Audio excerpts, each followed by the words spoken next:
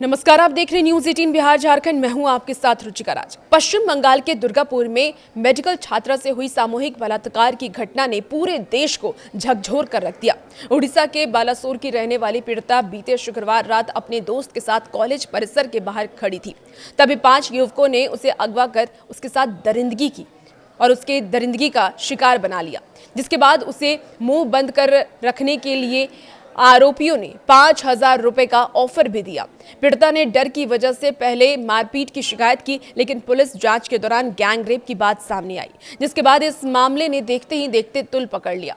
आपको बता दें कि आसनसोल दुर्गापुर के पुलिस आयुक्त सुनील कुमार चौधरी ने यह बताया है कि 5 आरोपियों को गिरफ्तार कर लिया गया है। उन्होंने कहा कि हम इस दुर्भाग्यपूर्ण घटना से दुखी हैं।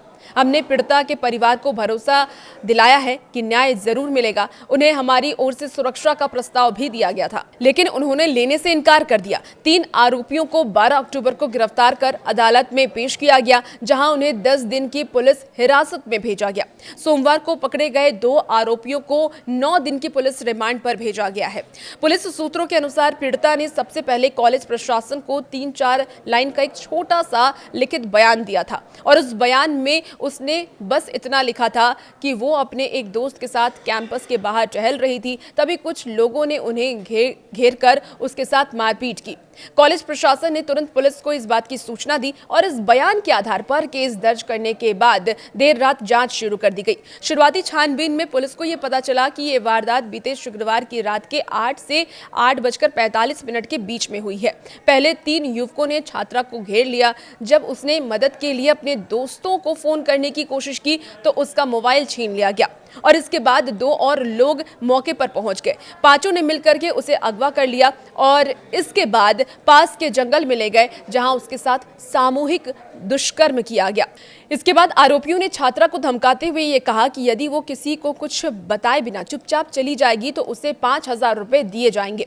और इस घटना के वक्त छात्रा के साथ मौजूदा उसका जो पुरुष मित्र था वो भी अब पुलिस के रडार पर है और उसे पूछताछ के लिए हिरासत में लिया गया है। पीड़िता के पिता ने भी एक अलग शिकायत दर्ज कराई है, और उनके अनुसार जब बदमाशों ने उनकी बेटी को घेरा तो दोस्त मौके से भाग गया, और इसके साथ ही पिता ने ममता सरकार पर तीखा हमला भी बोला। उन्होंने कहा कि मुख्यमंत्री खुद एक महिला है, फिर भी ऐसी गैर जिम्मेदाराना जो बयान वो दे रही हैं उससे वो हैरान है। क्या महिला को अपनी नौकरी और पढ़ाई छोड़ करके घर बैठ जाना चाहिए?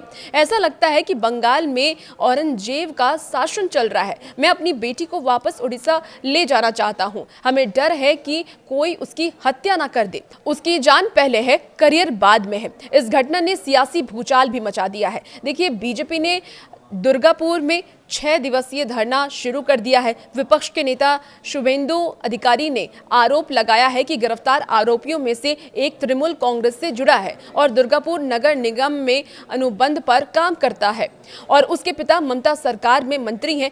यह साफ तौर पर राजनीतिक संरक्षण का मामला है। ये गिरफ्तारी सिर्फ दिखावा है। आरोपी 20 दिन में बाहर आ जाएंगे। उन्होंने ये भी दावा किया है कि पीड़िता के परिवार को मेडिकल रिपोर्ट तक पहुंच से वंचित रखा गया है। वहीं टीएमसी के आईटी सेल प्रमुख ने इन आरोपों को खारिज करते हुए कहा है कि यदि कोई आरोपी टीएमसी समर्थक है तो इसका मतलब ये नहीं कि पार्टी दोषी है। हमारे पास जब 50% वोट शेयर है तो कुछ अपराधियों का समर्थन होना सांख्यिक रूप से सामान्य बात है।